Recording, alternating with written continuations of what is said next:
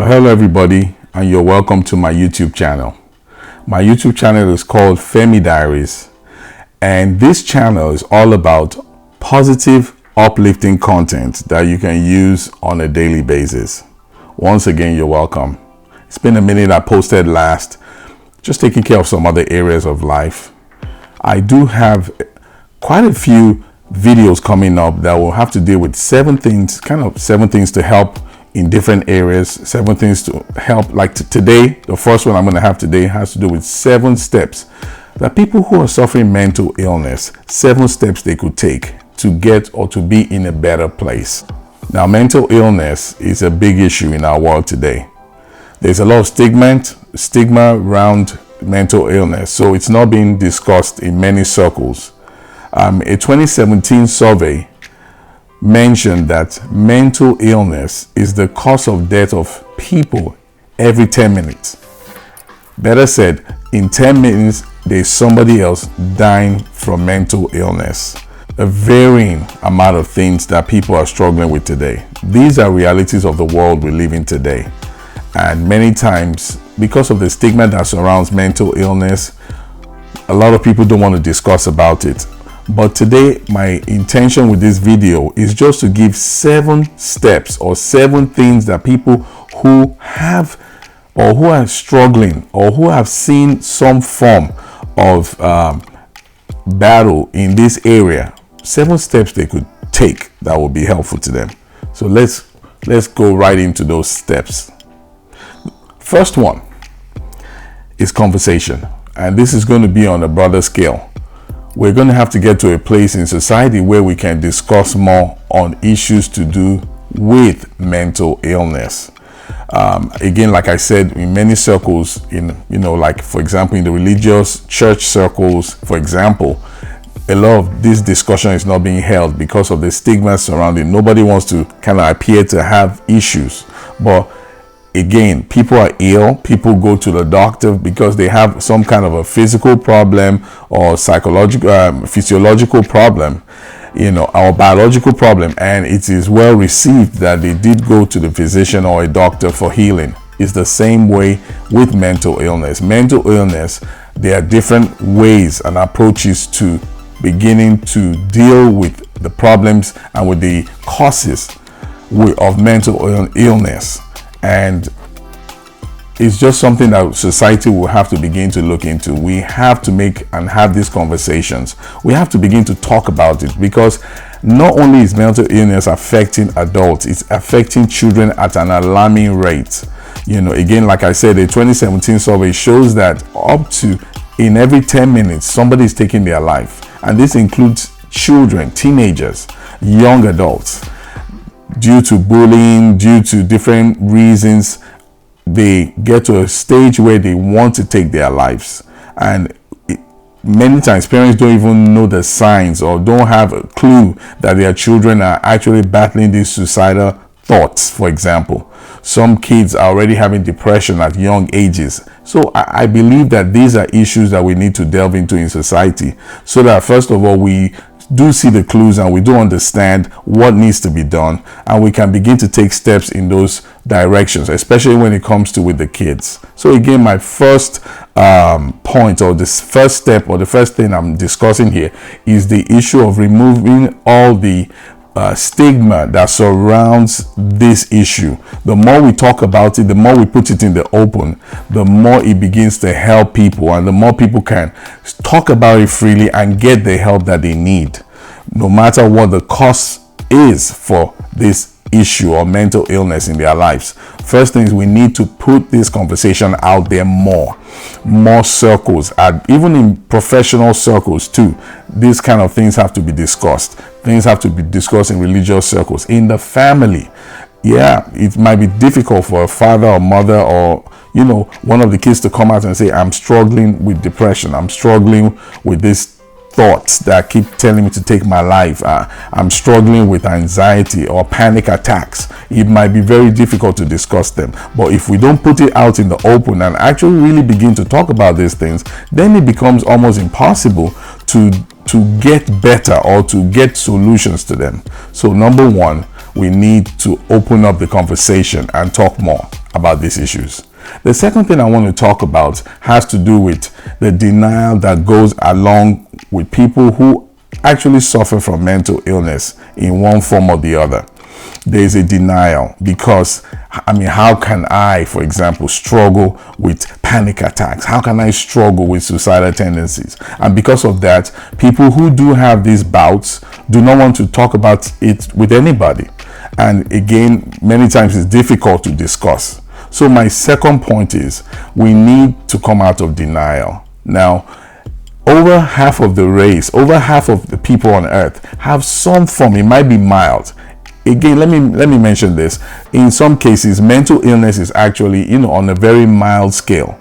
But there are other tendencies or other situations where it's more, more pronounced.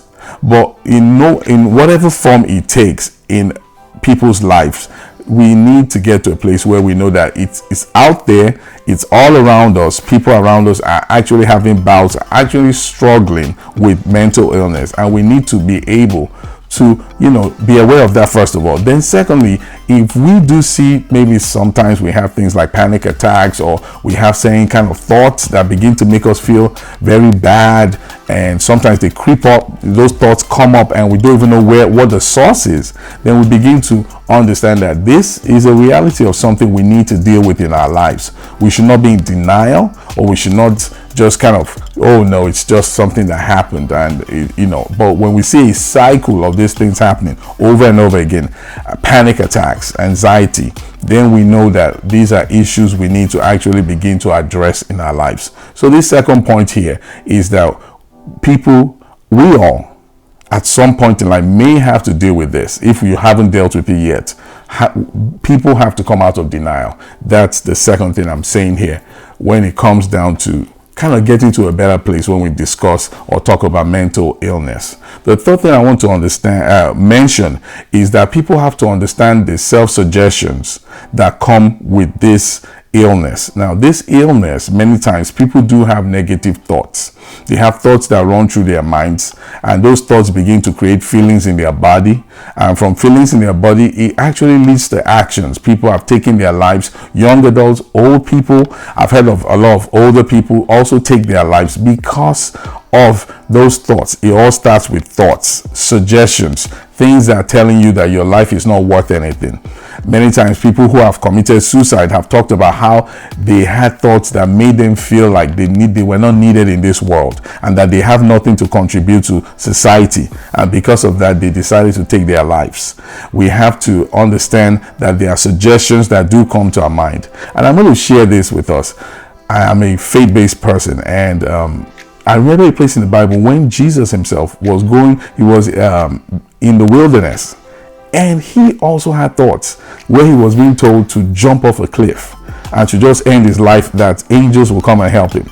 Now, I share that with us because people in the faith-based society and in religion generally many times struggle with the thoughts of mental illness. Now, Jesus is a major figure, and he had those thoughts. He had those thoughts come to his mind for him to jump off the cliff, to commit suicide. That's what that means. So these are thoughts we have to think about. There was also a guy in a part of scripture in Mark chapter 5 who was dealing with mental illness, and he didn't live among people. He was in a cemetery or a burial place, and that's where he hollered and cried out. He was in chains. They had to chain him up because he was so strong, and there was no way of really helping him. And if he was in a day-to-day, obviously he would be in a confined somewhere, but in those days they had to leave him out in a burial place. Now, in his case, it was the cause of the mental illness was spiritual. And I wanted to point that out, that sometimes that could be the cause of mental illness. It could be spiritual. In his own case, there were spirits inside him that made him feel the way he felt. Now, it's not always that. Sometimes it could be biological too.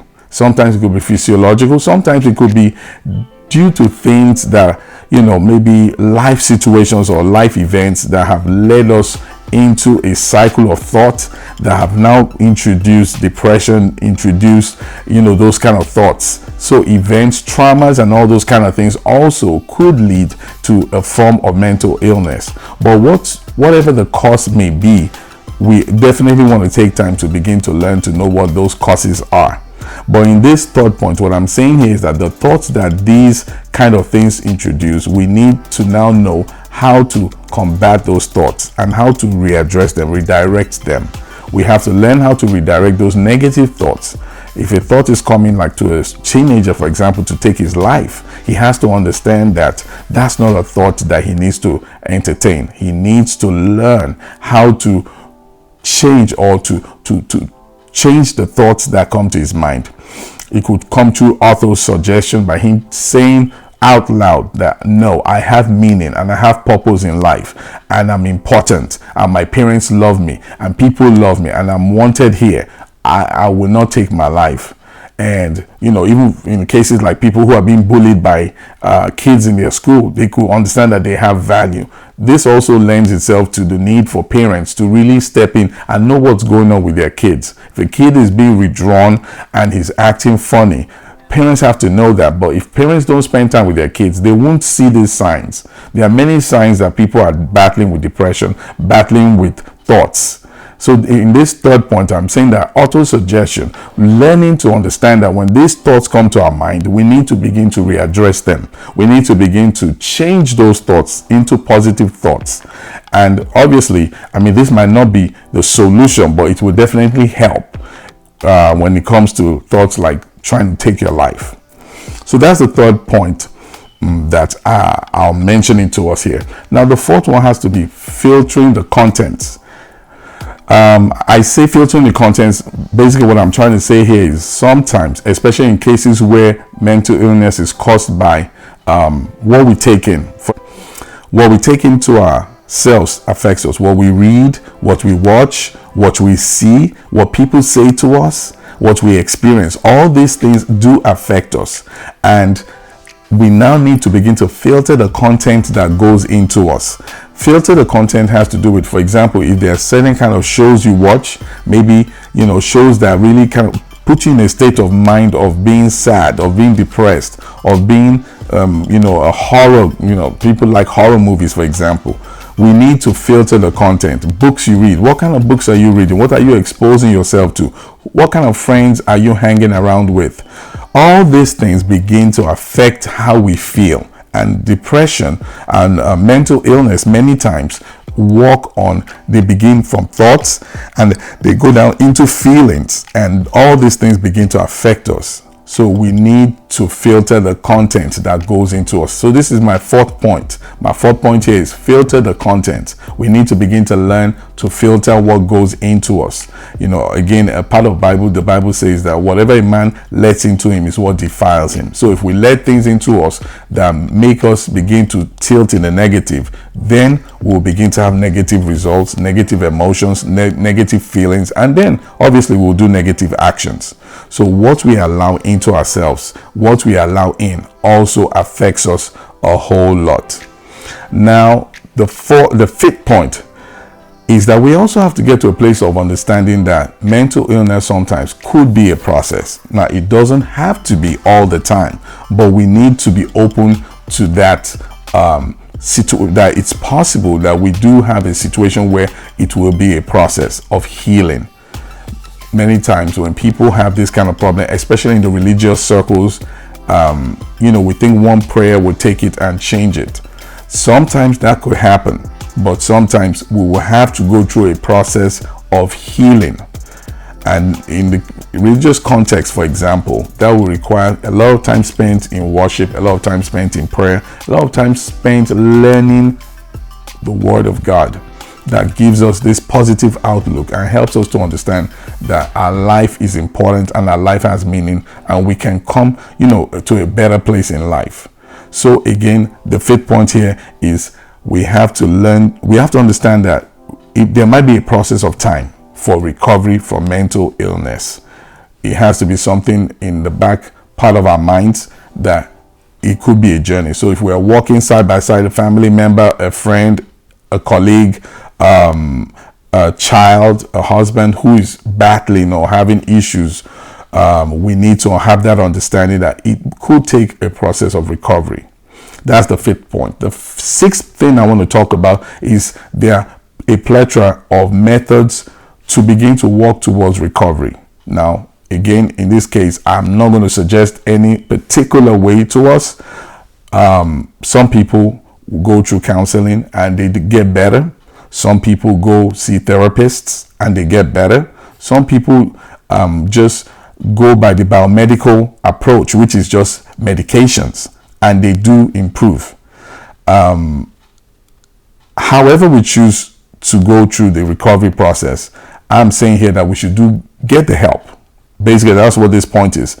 Get the help you need. Whether you want to go to a therapist, a counselor, whether you want to begin to take medications for it. One of the things I really like is the using the scriptures, the Bible, because the Bible is not just a book on spiritual laws and principles, but there is God's presence, God's power that goes with his word.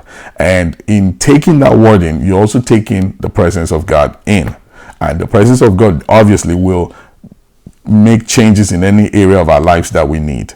So the principles and the laws and the things that the Bible does talk about also help because of the presence of his spirit that is on those words. Now, this, not everybody might want to receive that, but this is something that has really been of help to me personally, and that's why I'm mentioning it in this video, that using the scriptures, it has been of a great help to help me in my mind.